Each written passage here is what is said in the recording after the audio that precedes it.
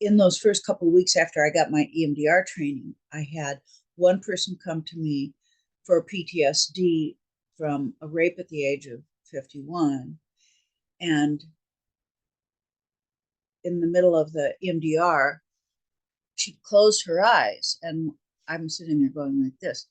And when I said, help me understand, do you want to stop? Because we have a stop signal, and how is it your eyes are closed? And she said, they're not. I said, do you want to continue? She said, yes. So we continued, and then she started chanting multiplication tables. And I said, okay, now your eyes are closed and you're chanting multiplication tables. Does that mean you want to stop? And she said, no, I'm not doing those things. And I want to continue. It was pretty confusing for me. But we continued, and then she turned to me and with a voice like something out of The Exorcist said, you leave her alone. And it was an angry protective alter, and the client was undiagnosed DID. So that was one case. I also had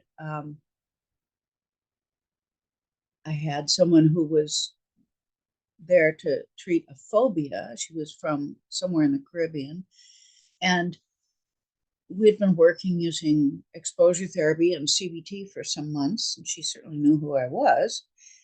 And in the middle of her EMDR, she turned to me and said, well, first she was speaking French, and I asked her what she was saying, and because I couldn't understand that much French. And she said she wasn't speaking French. Said, okay, you want to continue? Yes.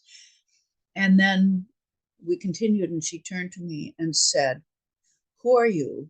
Why am I here? And why are you waving your finger in my face? So that was case number 2. I can't remember the sequence, which order they came in. And then the third one was someone who'd been in a car accident on the job, and she had PTSD. And we were in the middle of doing the EMDR, did the whole, instructions, consent, stop signal, everything. And she's got quite a bit of facial flushing going on, so she's having an abreaction.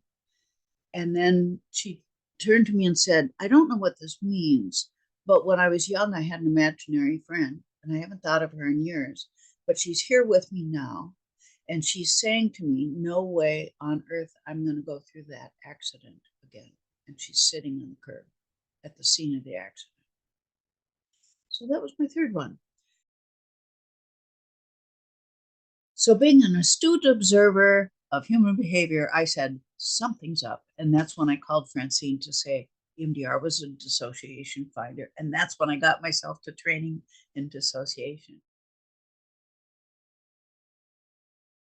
Within weeks of my EMDR training, heard George Fraser talk about dissociative table. So I was the first one to bring dissociative table to the EMDR world. Long story short, I was invited to be on the faculty of the first World Congress of Ego State Therapy in Bad Orb, Germany in, 2000, what was that? 2002, maybe, something like that, or 2001. And so I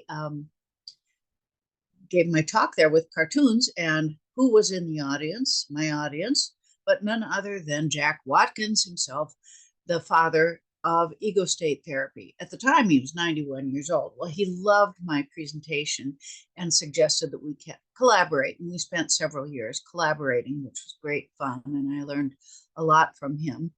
And he learned from me too, because he ended up getting trained in EMDR at the age of, I don't know what, 92 or 93, something like that. And he said, by the way, that it was not the same as hypnosis.